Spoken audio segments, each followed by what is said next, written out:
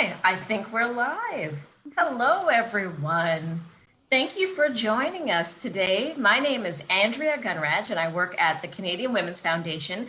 And here with me, I am so pleased to announce that I've got Aurora Brown and Jennifer Whalen of Baroness Von Sketch fame. Hello, folks. Hello. Hi. Hi, everybody.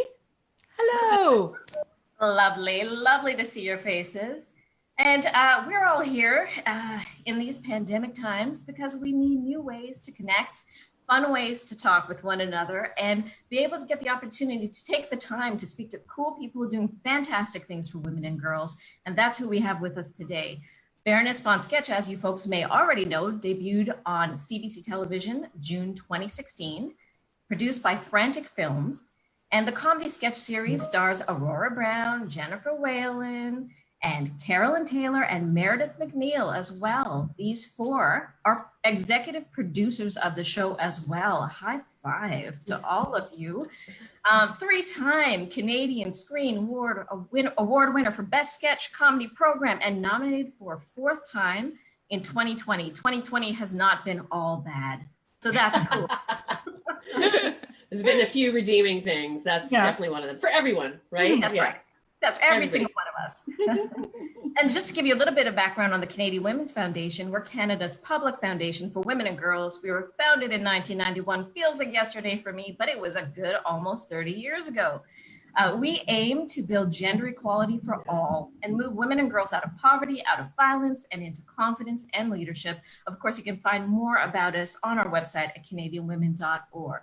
So everyone, pull up your snacks, pull up your beverage. I have with me a glass of water that looks like a wine glass because I want to look cool. However, it is made of plastic because I can't be trusted with real glass nor real wine. So everybody, let's just clink our screens. Thank you. Cheers. Cheers. And this is a milk bottle that has a packet of emergency water and a little bit of gin. Oh my goodness. Mm-hmm. I like that. That's a great and a metal straw, so I can feel really superior about myself. Yeah. That's excellent. Thank you for joining us. And we are going to just jump right into our questions, if you don't mind. So the first one we've got here, Canada has a track record of producing famously funny women. Why do you think it took so long for us to have a comedy show that's fronted by women?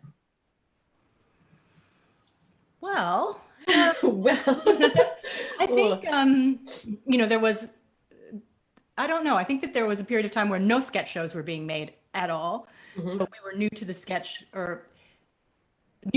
landscape. Once it sort of started up, it became a thing you could do again. But for a long time, I was like, don't even pitch sketch. I think that,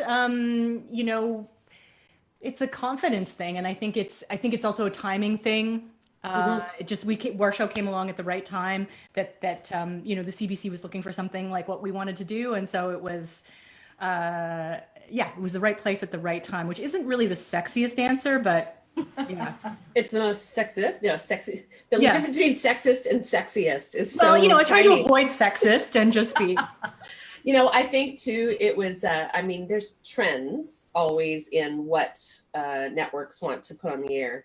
And we were lucky to go to them and say, we want to do an all women's show right when people from New York had made it okay to do that for Canada, right? Like there's a constant thing that Canada will do, not what it thinks is cool, but do other people think it's cool. So the fact that Amy Poehler and Tina Fey and all the women on SNL had made it. Thanks, Jennifer. So see, this is why if I can sum up, Aurora is like always amazingly articulate. And every time we get asked a question, I always just want to say, oh, what Aurora said. That's what I meant. Right. She was saying that people like Tina Fey and Amy Poehler and that New York scene had really opened the door here. But in 1991, which I believe is what we were talking about, back in the day, Aurora had just was in theater school. And you were just saying that you had a professor who said, it was later on at Second City when I was doing stuff, and I had a director who's from Chicago, but he actually said, like, you don't need more than one or two women to balance out a whole cast of dudes. They just balance it out, and they would, along the lines of like, there aren't that many women's parts anyway, and I didn't, like that circular downward spiral kind of logic. I think that there's just a major shift that's hopefully been happening across the board for a lot of people, that the people who have traditionally held the power and the purse strings are finally seeing people who don't look like them as full people, like actual human beings. And I think that that is not always the case. Like sometimes people just like, it's the one, you know, she's just the woman, or just the cab driver, or just the whatever. And I think that some people are realizing that everybody's a person, and maybe everybody has something to say, and that the people who traditionally not had to try to see themselves in somebody else that didn't look like them are learning that they can also do that, because the rest of us have been doing that for a very long time. It's very possible to do. Now this is getting into a rant, but oh, rant, yeah. I'm here for it. Come on, let's do it. Yeah, but you know, like they have to do it. Like you know, it's I wanted to say to guys who are like, I don't know, you know, about middle-aged women comedy show, like they just like, you know, dismiss it immediately. And it's like, I have been watching middle-aged guys, white guys, for a real long time, and they make me laugh. We can make you laugh too. You can do it. I believe in their ability to do something they've never had to do before. Yeah. And they actually did do it a bit, and they continue to do it a bit, but it would be lovely if it happened more. Yeah, and I think too, it's also, it's you know, yes, Aurora, everything you said, and that for us to have equal representation on screen, we need to have equal representation behind the scenes in terms of, you know, creators of all, like writers, directors, every aspect of behind the scenes. I know that when I started my career, you know, I was often the only woman in the room, and that was diversity, and I was there so that they could say, well, we, you know, have a woman's. Jennifer, you were talking about pitching and the different experiences that you had with the different places that you were shopping out this show to. Tell us more. Yes. So to recap, it's a little like the three bears: too hot, too cold, and just right. So one place, not too interested. They said their audience skewed largely male. They had something like that in development. Then the next outlet that we went to, they were very interested, but they said that what they'd really like is for us to be a web series, and we really wanted a television series. And then finally we went to CBC, and it was just one of those, we were in the right place at the right time with the right idea. They had been looking for something like what we were doing. And so it was actually, I think, one of the best pitch meetings I've ever had. And so they quickly picked it up, and things moved very quickly from there. It's wonderful. Aurora, what was your experience in this whole process? We were all in those rooms together, and it was, as Jen describes, it was quick and limited, because in this country there aren't that many shops to go to. Some of them could be doing more than they are, and yeah, it was a real quick, like this. Even I remember what Michelle Daly was describing of what kinds of shows they wanted, like the model that they were thinking of to go to, you know, was the same aesthetic that we were describing. And I think because we were so clear on, you know, on what we wanted to make. We had made the sizzle reel. You know, we've been working really hard on filming those things and getting them edited together. One thing I do want to talk about, even before that process, and it's not even necessarily my story because I wasn't in the room for this particular part of it, but when Carolyn had taken this very first meeting way back when, with Frantic Films, and with the woman who was a producer there, Brenda Greenberg. And she had a little bit of an outsider perspective.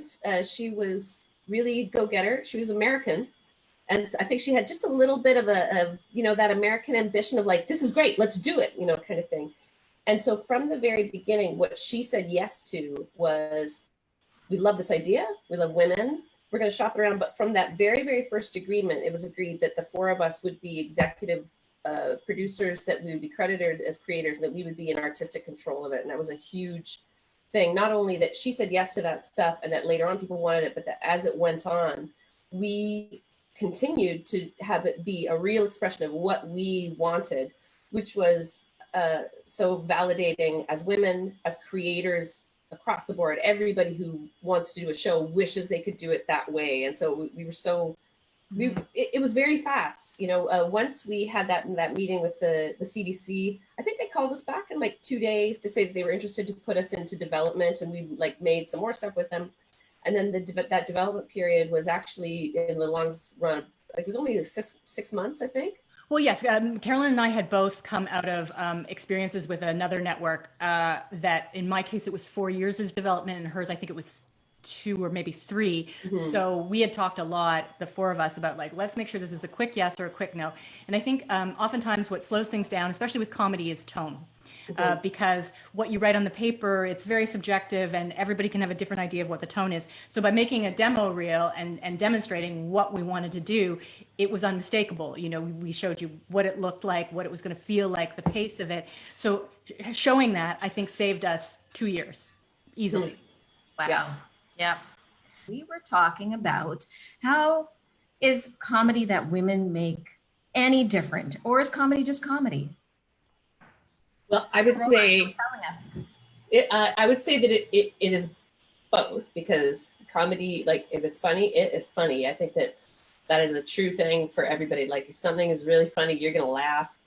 But at the same time, I think that I think I was using the metaphor of gaming earlier, in case people hadn't seen that there's some games where you like open up different parts of the map. And I feel like maybe comedy had been in one part of the map with a few forays, like it was but just that one part, that really familiar part. And there are many, many parts of the map. And maybe there's a little part of the map that we opened up so that people do get to learn specifically what is funny about our experience. And maybe some people who had the idea that part of the experience can never be funny just inherently, might have had their minds changed. That funny can happen. It's like in Ratatouille, like anyone can be funny, any, or rather, funny people can come from anywhere. And that's right. Yeah. Awesome. Everybody, if you are just joining us, I'm Andrea, Canadian Women's Foundation. We've got Aurora, we've got Jennifer, Baroness von Sketch, and we are going to ask questions about skits now. Everybody's got their favorite sketch. And I think mine might be the quirkiest girl in the world. I think that just was so great because it had details all right, down to the A-line skirts that quirky girls might wear in a workplace. So tell me a sense, I want the inside scoop. What sketch did you folks feel might have gone too far? Well,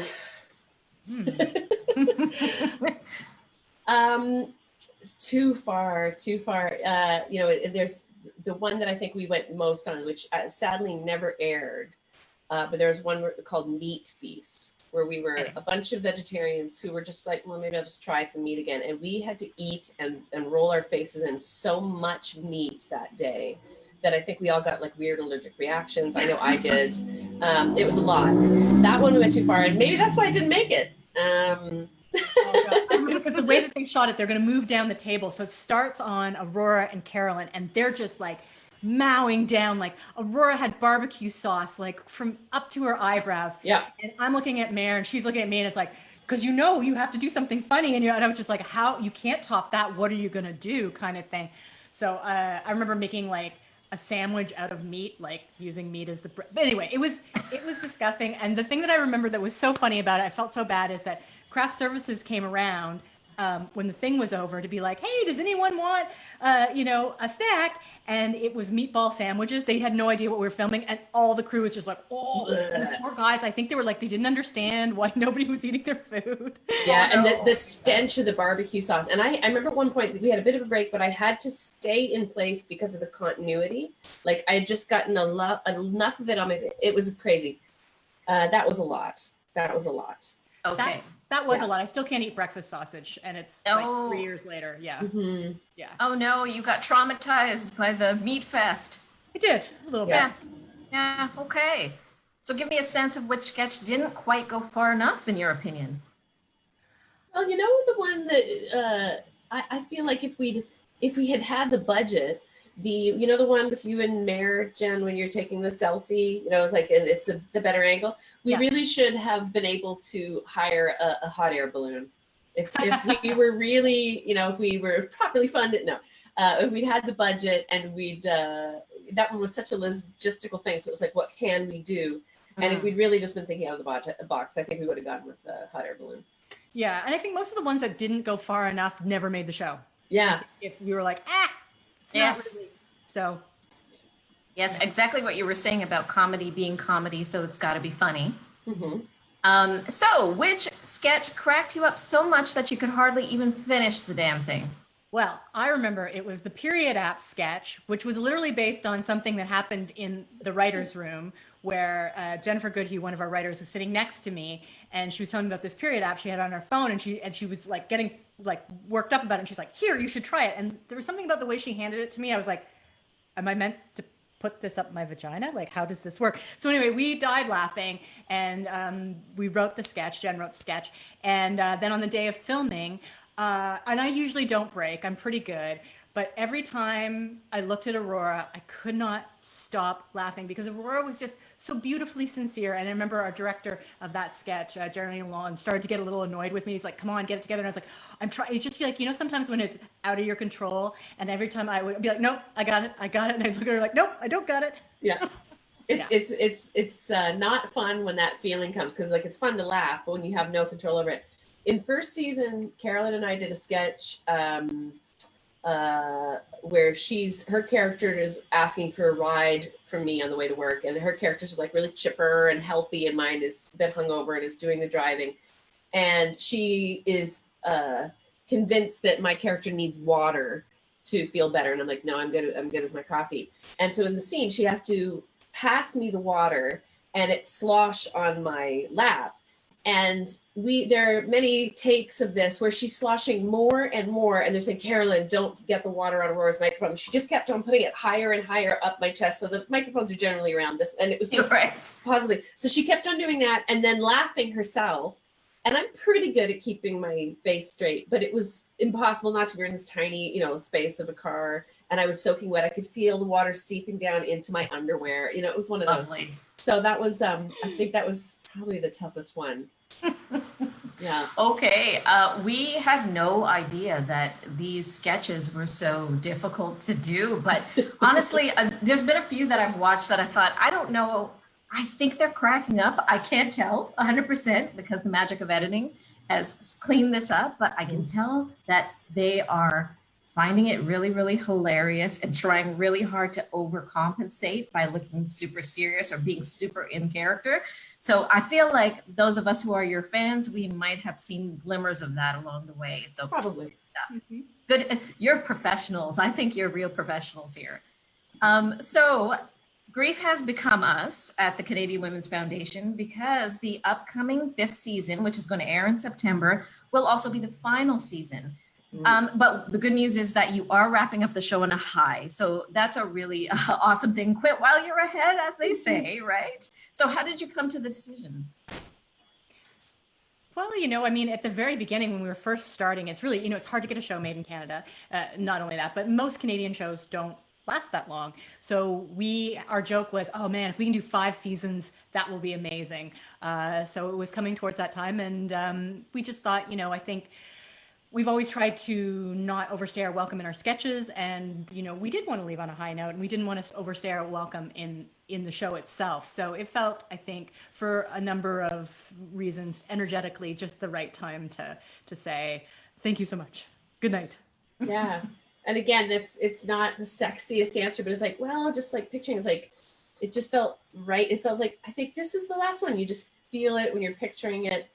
I think that we all are very grateful, as Jen says, to have any show, much less 5 well-received seasons. Yeah. And so, yeah, I mean, you want to go when it feels like there's still a need for people to watch it before you start repeating yourself. Yeah. And I will say I'm a bit tired. We've been working very hard. I think we were all a little bit exhausted. It's funny, like sometimes, it's great to have the fan pages where people can give feedback, because we work on it so constantly that sometimes I forget that other people see the footage. we're in a room together so much because we're so involved in every aspect of the production. It's not just that we show up for the 3 months of shooting. There's all the writing, and we're there for that whole period and working on it. And at the same time, we're thinking about the promo. And then in the pre-production, we're intensely involved in every aspect of it. And then after it's wrapped and everybody else goes home, there's the editing. And then Jen, who's been showrunning for the last 2 seasons, and Carol and Taylor, who was showrunning before that, had like an extra bit on top of that with, like the finishing of the editing and all of the sound and every single aspect of it, which is so fascinating. It's been an incredible learning ride to really, because everybody is a creator, but when you're creating with all that team behind you, it's a lot. So I think that all of us will be better served by a bit of a rest. Sometimes I feel at the end of a season a little bit like a sponge that's been pressed flat for a long time, and you need a bit of a time just for the sponge to come back up and be filled with life and ideas and new creative things. And and I also was like, hey guys, you know what I think there's going to be a pandemic next year and everybody's going to stay home, so we're going to have a big break anyway. Let's just call it a day. Yeah, we wouldn't have been able to. Yeah. Of course, we want you to get your sponginess back. Of course, we want you to be well. And though we are mourning, we are all mourning, because I think you speak to our hearts and your spirits in so many ways. I think it's fair for you to take a bit of a rest. But whatever you folks do in the future, that we will be your fans, and it will be excellent. It'll be amazing. So we will support you regardless. Trying not to be bitter here. I'm trying to be mature, and I hope you're appreciating it right now. Well, the upside is there's 4 of us, so there is a potential for 4 new shows. Who knows? That's amazing. Wow. I think that we need to transition to coping. Because we got to cope with you folks doing your last season and leaving our screens. We also have to cope with this little thing called a pandemic that Aurora called long before it happened. So they say that laughter, of course, is great for mental health. Have you been able to find laughter in this time? Where have you found it? Definitely. Sometimes in spite of the pandemic, or very dark laughter. I'm really fortunate that my husband is Chris Siddiqui, who is one of the best improvisers. He's a hilarious person, and he's very fun to hang out with. In fact, just this afternoon, we perfected doing a high five, but with our feet together. Put that on the resume. I thought that's a great skill.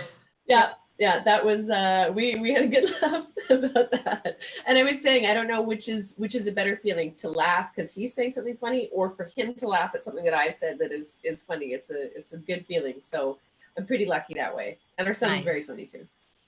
Nice. Jen, what about you? My husband's also a comedy writer. So we've had a number of really good laughs. We were trying to amuse ourselves one night, and we got out my stepson's Nerf guns, and then we made a target practice with leftover. Both my husband and I had pandemic birthdays, so we had leftover decorations, and then we just shot them all night and just were like crying laughing. So I've had those experiences, but then also some really funny Zoom calls.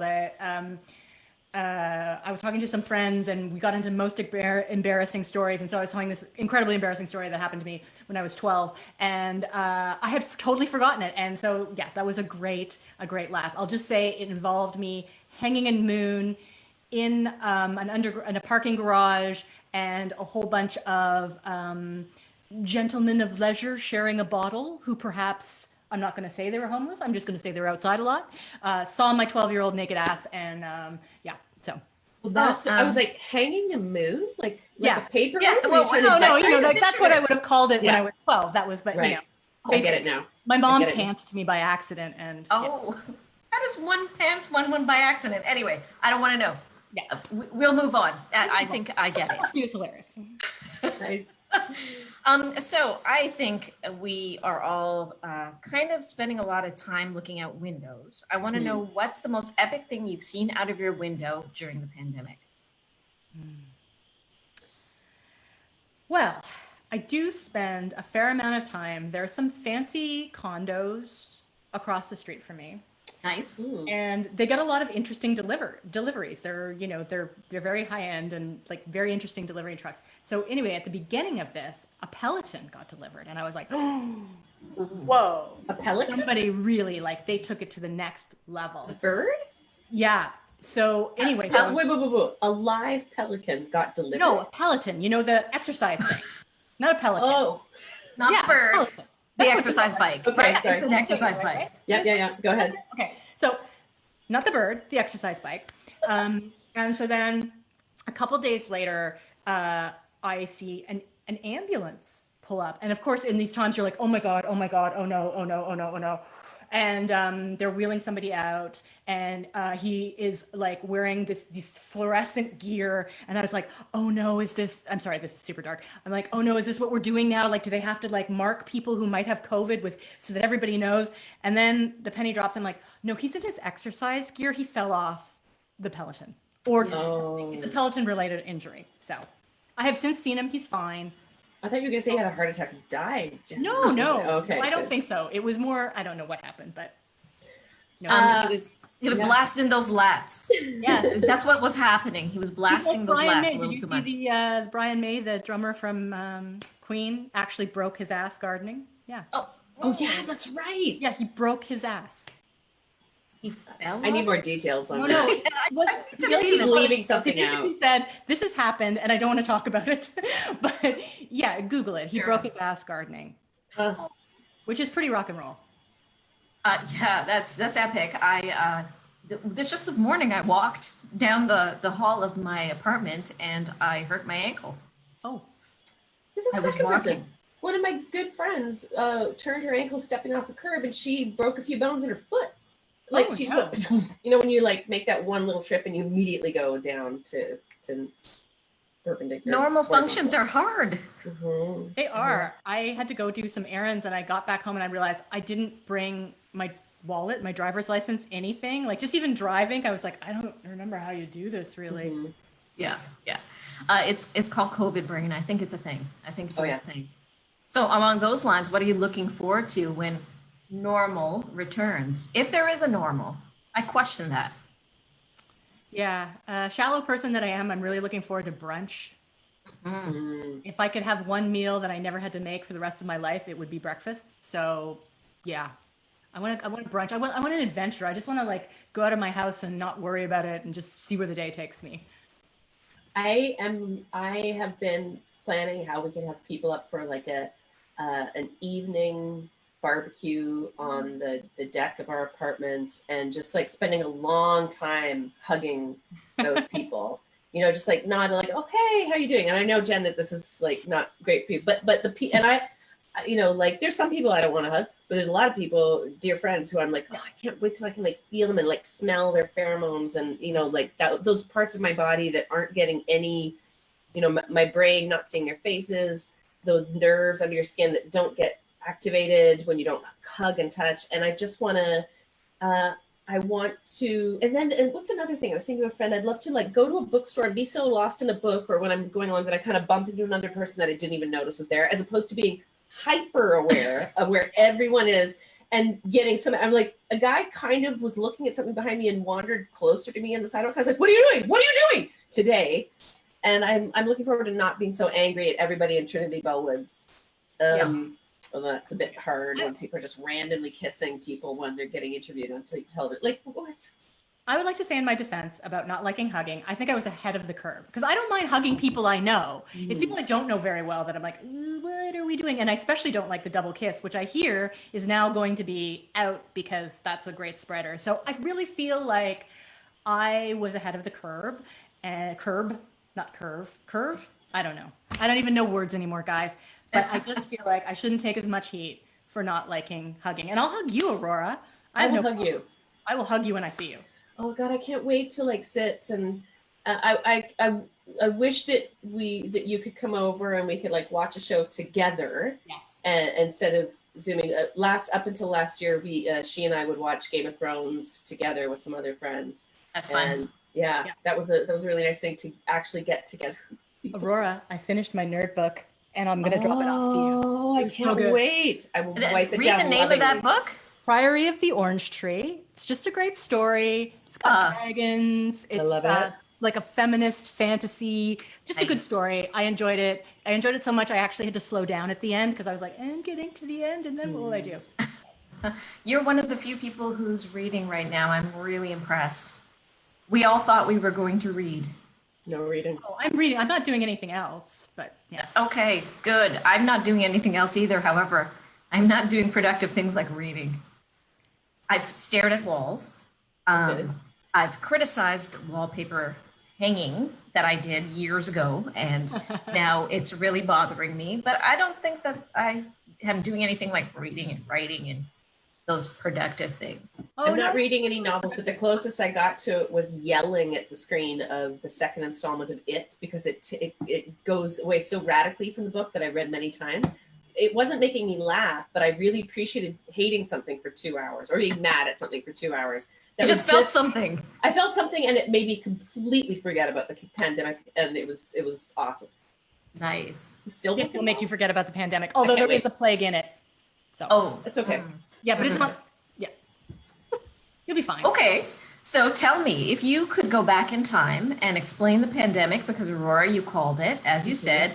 Jennifer, you were ahead of the curve, social distancing long before social distancing was even a term. I mean, Could you, but you couldn't use the words pandemic or virus to say it lest you rip a hole in the space-time continuum. What would you tell yourself? Aurora, Jennifer, let us know. I would lean really close to myself and I would say, everything you fear about where the human race is taking itself is true. And then just back away and then let my normal hoarder prepper kind of instincts just kick right in. okay, so Aurora has a very dark worldview, and one of the times that she made me laugh the hardest was we were in between takes, and sometimes the setups take a while, so there was a little bit of a pause. And Aurora was telling me about how she'd read this thing, or maybe I had read, I don't remember now, but it was about how like dolphins have sex just for pleasure, and that they have A graduated vagina. They have a graduated, so they have one that's just for pleasure. And I said, as you do, why can't we have that? And Aurora, without missing a beat, said, because we're selfish apes and we can't have nice things. So that's where Aurora's coming from. What I would say is, similar to you, but in a nicer way, I would say, listen, our way of life is unsustainable. Nature is all about checks and balances. We're getting a major check. We have been sent to our rooms to think about what we've done. It's going to be really hard in some ways and easy in other ways that you won't expect, but it will make you reassess your relationship with everything in your life in a way that I think ultimately will be positive. You know what? I think for both of us, if somebody had just come to us and said, that VR Skyrim rig that you're thinking of getting, get it. Get the VR gaming. You'll Go into debt for it. Yeah, for sure. All right, folks, we're at our lightning round, and then we're going to ask a couple of questions from the audience. And thanks, folks, for hanging in there in all our techie difficulties. I'm Andrea, Canadian Women's Foundation. I've got Aurora and Jennifer Whalen from the Baroness Von Sketch Show. So, lightning round. Who's your dream guest star? Meryl Streep. Well, it's a dream, right? So Carrie Fisher. Nice. Oh, Nice. Yeah. All right, 3 famous people to live in your self-isolation bunker with you. Carrie Fisher, Han Solo, Baby Yoda. Oh, they can be fictional? Oh. Okay. Well, there was no thing saying they couldn't, so. All right. Well, in that case, Gandalf, Aragorn, and Galadriel. Okay. For sure. All right. Galadriel would make the best desktop garden. That's it. What I would say. All right. Who makes you laugh the hardest? I think I know the answers. My son. Okay. My husband and I, we laugh pretty hard about a lot of things, so I'm gonna say he gets me. So Cheryl's going to be Carrie Fisher. Favorite catchphrase? That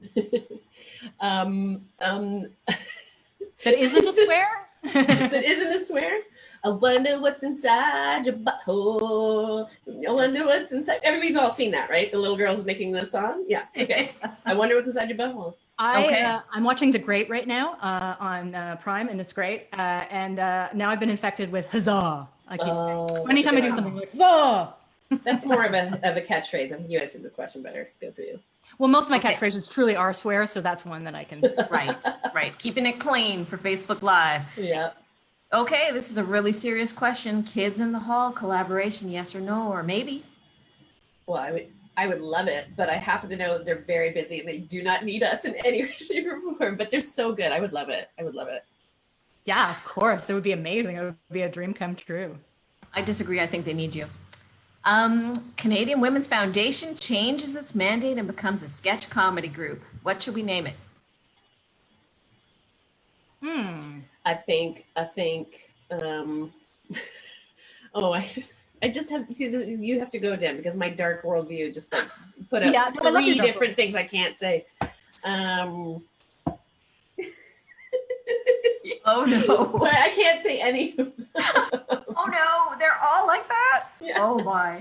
Okay, Jen, we need, Aurora needs a minute.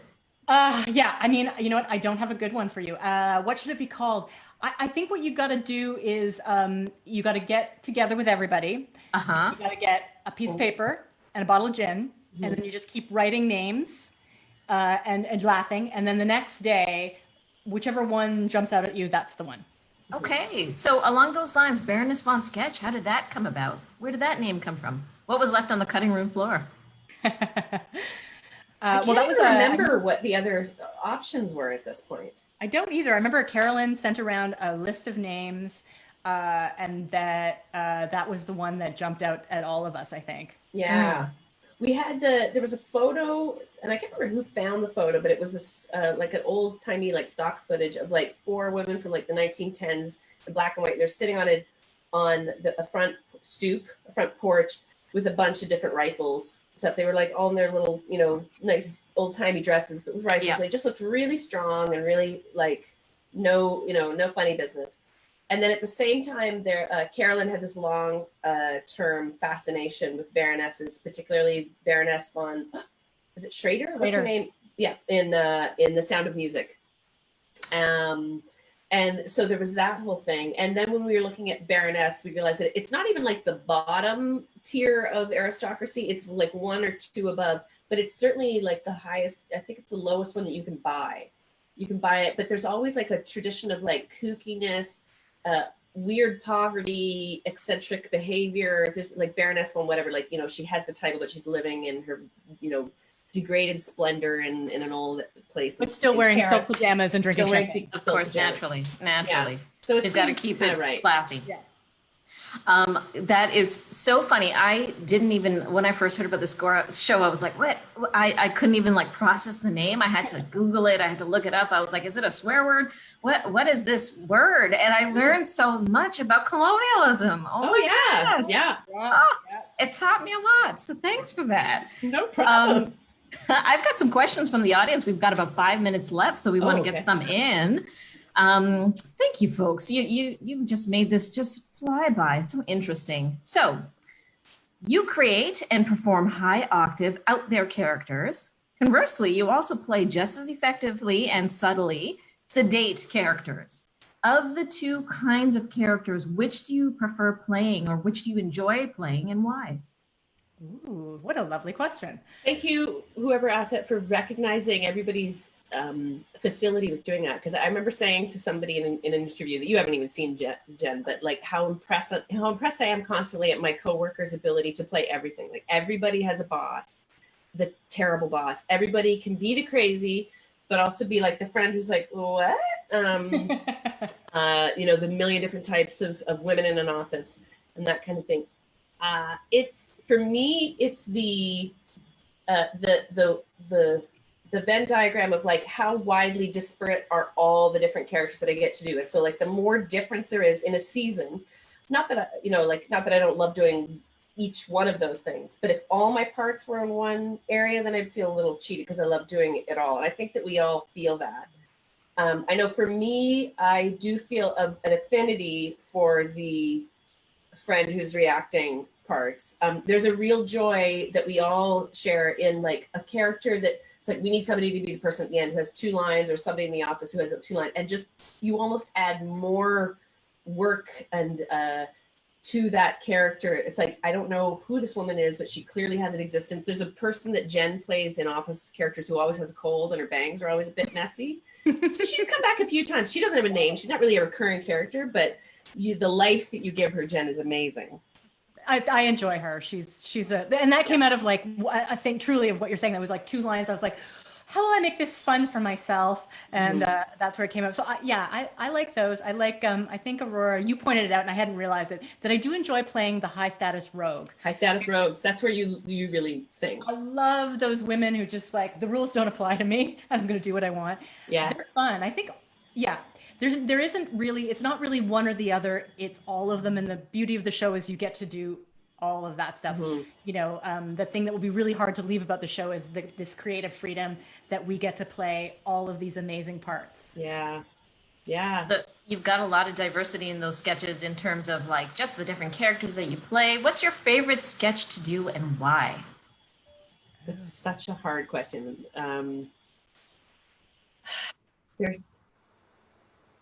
There's certain characters that are very fun to be, that kind of like, they make it into my daily life. I will say that the pharmacist in the first season that I played, who will not sell Mare her vaginal cream, she was very fun to be. Yeah. Oh God, but like you could say, you know, like Quirky, I loved doing Quirky's Girl. Like I loved all of that, but like it's hard to pick one. Right. Jen, what about you? Well, you know what? There's so many that I loved. I really loved being Starbucks Denver. Oh yeah. I loved it. It was crazy. Like it was like, and as I got painted, because they had to paint me an entirely different color. I'm very pale, and they had to make me look like a tan. And I just was like, once they put all the Kardashian contour and stuff, I couldn't stop taking pictures of myself. And I was just like, once I kind of unleashed her, she was hard to put back in. But she's a high status rogue. I love her because she doesn't care about anything. And she has this belief that she is the most gorgeous thing on earth, which is really, it's, as women, I think we always are telling ourselves a bad story about how we look, or we could lose 10 pounds or whatever. So it was really fun and freeing to be somebody who thinks she's amazing just as she is. So that was really fun. But also too, I would say in Quirkiest Girl, one of the most fun things I had was Mare and I at the end hating your character, Aurora. And it was so much fun to watch you take after take after take and just sink into this, I hate this. It was so much fun to do. And there are little things like too, like I was watching Drag Race got played again on Facebook, and I was like, that was so fun. Drag Race again. And then I was actually remembering how much fun it was to do the scene where I'm the boss with you and telling you that you can't harass Martin in accounting. You know, and that was really now that you bring that up, maybe I have to maybe Drag Race has supplanted the pharmacist, because it was both. I got to be like my little middle-aged white lady self, and then getting to be this thing. It was very painful because the shoes are horrendously painful, but it was so much fun. And that was a fun one. That was a good one. Yeah. I also really enjoyed being the mad wife in the Bronte sketch we did. That was really fun. That was great. Yeah. The best part about that was we filmed it in the old mill in Toronto, and apparently it's haunted, which I didn't know until later. And so when we finished filming, it was fairly late at night, and I was walking through the hotel in that outfit with bare feet, kind of not realizing what I looked like. And these 2 guests saw me and kind of went, and I only found out later that the hotel is rumored to be haunted by a woman with long dark hair in a white nightgown. So no, I love it. Oh, that's fantastic. You didn't even know you were bringing her to life. All right. So Catherine is somebody who asks, what are you going to do after the final season? Do you have any sense? Give us a hint. I'm going to wear a mask outside when I go walking. That's what I'm going to do. Yeah. That's fair. Yeah, as much as possible. I have been working on some things. We've actually, in the writing, we've had to kind of pause them to see like what still matters when this all kind of shakes out. But as much as possible. Yeah, I agree with Aurora. It's a little hard to say because we are in such a watershed moment. It's hard to say where we're going to land when we're out of this and what we want. But I know that I'm very excited to keep going and keep creating, and that I really want to bring everything that I learned from this show and the joy and the spirit of collaboration that I found with Mara, Aurora, and Carolyn to the next thing. I just want to take all of the great stuff I've learned and use it. Oh, can I take this one moment to put something out to the universe? Yes. Henry Cavill did it, and he ended up playing The Witcher. Remember how he said like he'd love to play The Witcher? I don't know what they're doing with the reboot of Buffy, but if I could play a big evil villain on Buffy, I'd be very happy. That's all I'll say. I'm gonna yes and I don't have to be a big evil villain, but I could be like I'd like to be a teacher or a principal that's evil or a demon. I could just be a demon. I love Buffy too. I'd love to be a master vampire. I would love to do that. I'm not buff, or like, I haven't been doing taekwondo, but maybe I should. Simu Liu, like it worked for him. Geez. Yeah, I want a Marvel career. That's what I want. See, okay, so there we go. Okay, you heard it here first. You got Aurora Brown and Jennifer Whalen who are going to be on the cast of Buffy. I'm just saying it. I'm speaking it into existence for you. You're welcome.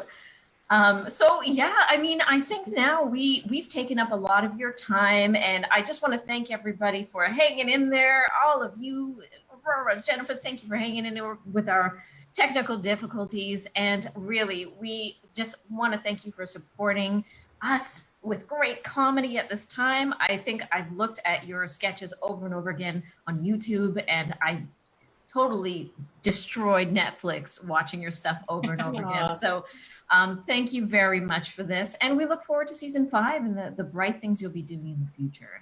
Thank you, Aurora. Thank you, Jennifer. And just to give a shout out to one of our partners, Hilberg and Burke. They are so kind. They told us that they're going to actually get you a bit of a little thank you gift, which is so lovely. So we'll be sending that to you, Hilberg and Burke. They're a Canadian jewelry company. They have a woman founder, and their mission is to empower women through sparkle. It's so beautiful. I did not know this was part of the deal.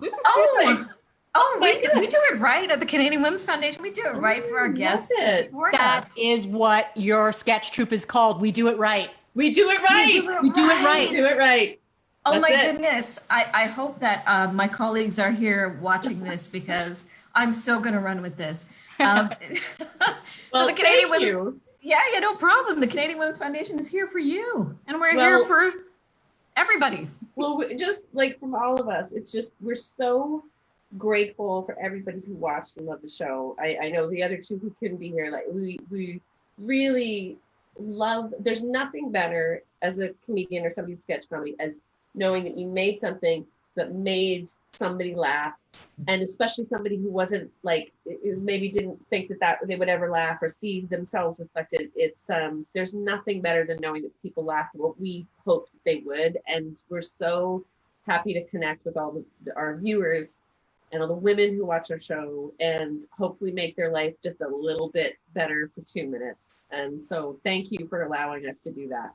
Yes, thank you. As per usual, Aurora said it far more eloquently than I ever could. What Aurora said. Thank you to everyone who watched for 4, almost 5 great years. And thank you for this interview. It's been lovely talking to you. These questions have been great. Oh, thank you so much. Thanks for joining us. And just to wrap it up, folks, Canadian Women's Foundation, as you know, we build gender equality. We support programs all over Canada who work with diverse women, girls, and communities. And of course, these efforts are proving more important than ever. In all seriousness, this pandemic, we are seeing the cracks in the system, and we don't want things to go back the way that they were. They were not great for everyone, and they need to be great for everyone. Mm-hmm. And of course, we know that women and girls, when they thrive and when gender equality exists and is the norm, everyone thrives and benefits. It's for everyone. Mm-hmm. That's why we've been raising funds for women and girls and the grassroots programs that support them through the Tireless Together Emergency Fund. This makes sure that women and girls will get what they need in the pandemic and that services can continue to support them into the future. Again, in all seriousness, services, they're really stretched right now and they're really trying their very best, and we're so thankful for them. And we just want to support them and be there for them, just like they're for us. They're there for us all the time. So if you are able and you want to get in on this effort, please do go to canadianwomen.org and give whatever you can. Every dollar counts. I know this is a tough time for folks, so no pressure, but every dollar will make a difference in this challenging time. So thank you so much for joining us. We really appreciate you. We want you to take care, be safe, be well, and thank you, Aurora and Jennifer. Have a great night. You too. And to everybody out there, you guys too, you women too, everybody. I'm getting a little emotional. I will hug you. I will hug you all. Aw, that's rare, everybody. Yeah. Bye.